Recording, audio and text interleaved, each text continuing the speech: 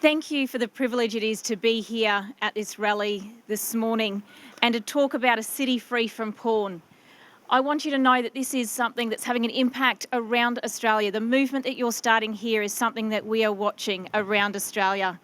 And I certainly hope and pray that one day I'll be able to stand at a rally like this in Victoria with a mayor from Victoria standing up and doing this rather than going off on tangents like trying to ban Australia Day, which they seem to be obsessed with there at the moment. I want to applaud your commitment because, as we've heard already today, pornography harms individuals, it harms families, and it harms communities.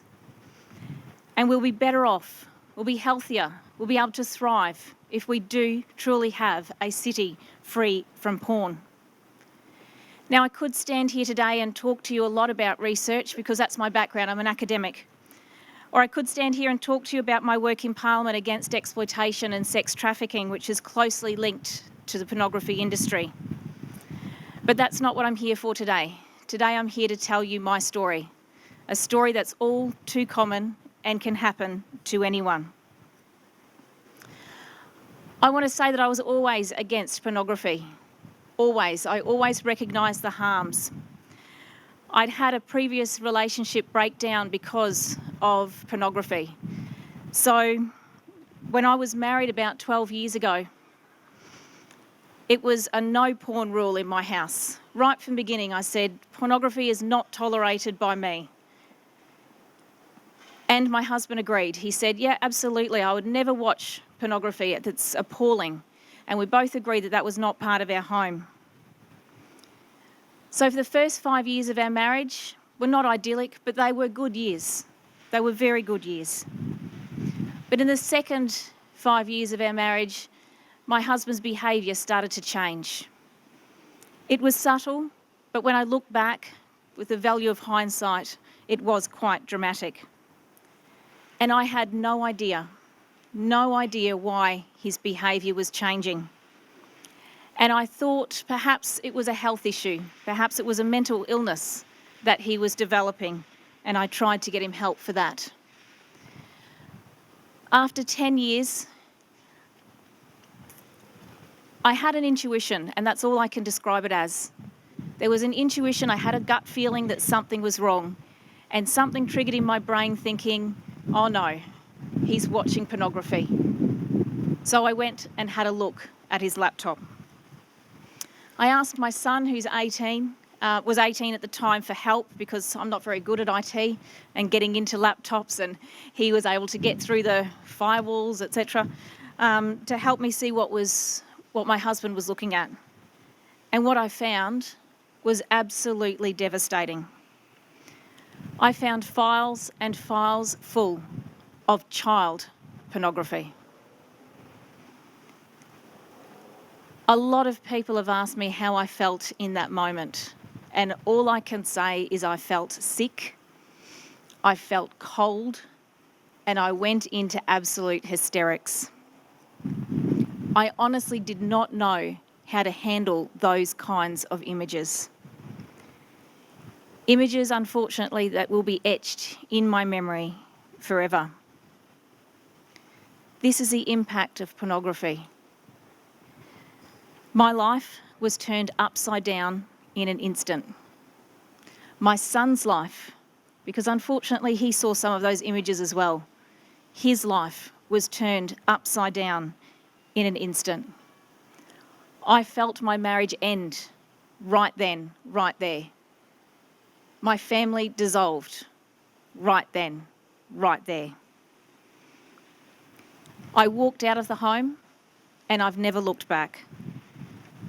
I went to the police, and the police, after months of investigation, were able to secure a custodial sentence, and my husband went to jail. This happened about 20 months ago, so not that long at all, so it's still very raw, and there are many issues that are unresolved. And I lost many friends, and I lost many family members over this, who do not understand the crime, who minimise it as just looking. while supporting my ex. And can I say, any form of pornography is not just looking. Any form of pornography is not just looking. You're contributing to an industry of abuse when you purchase or watch these images. The biggest issue for me has been the flashbacks of the images that I saw.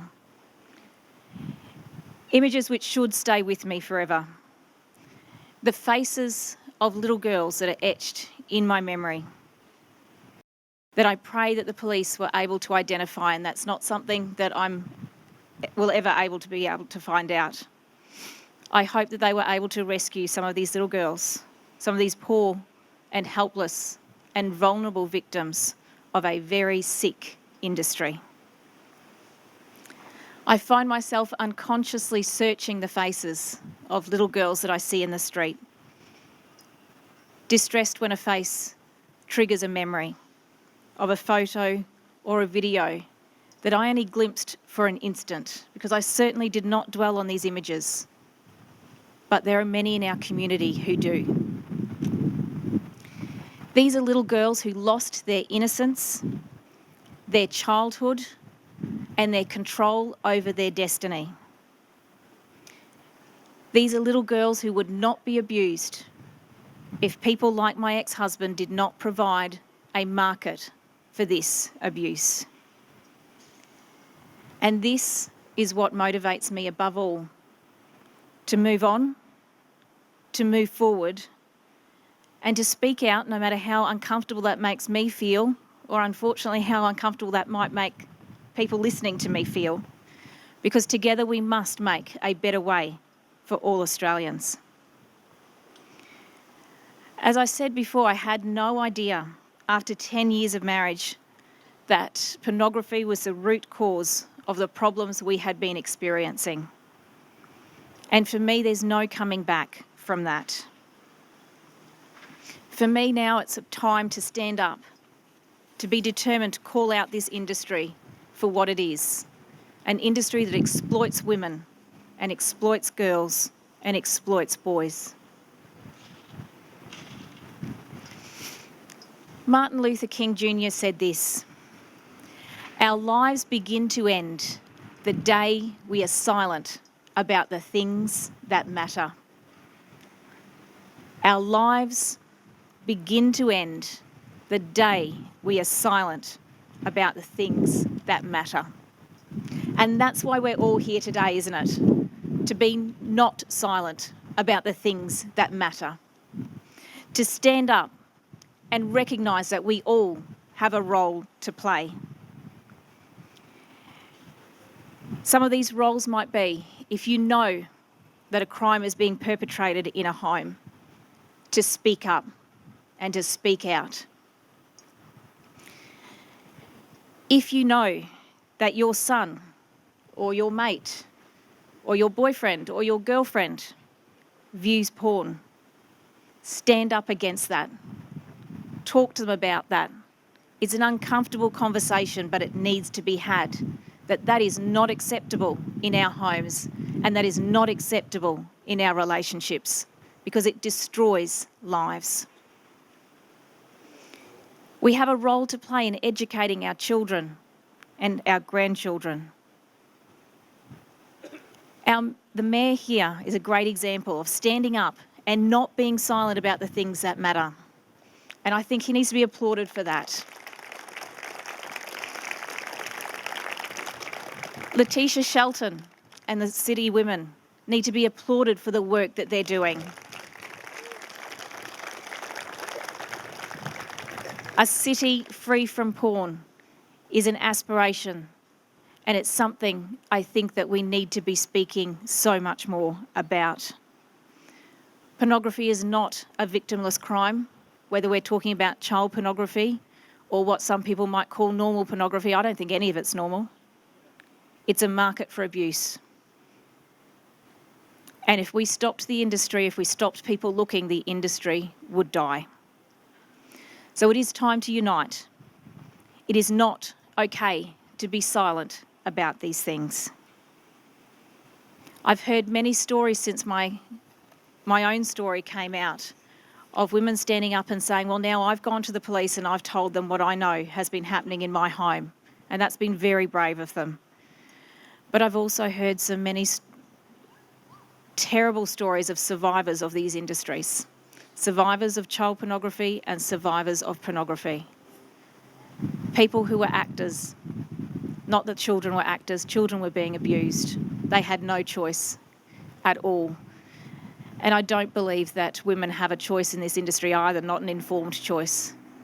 And the stories of the survival of these victims of this industry are just horrifying, and probably not something for this sunny, beautiful day, but something that we should keep in mind, that this is not about just looking, this is not about just images. This represents wrecking people's lives. So let's make this commitment today to not be silent about pornography in our homes, to not be silent about pornography in our community, and to unite together, to stand up, to speak out, because future generations depend on us to create a safer, free society for them, a society free from porn, a city free from porn. Let's make them proud. Thank you.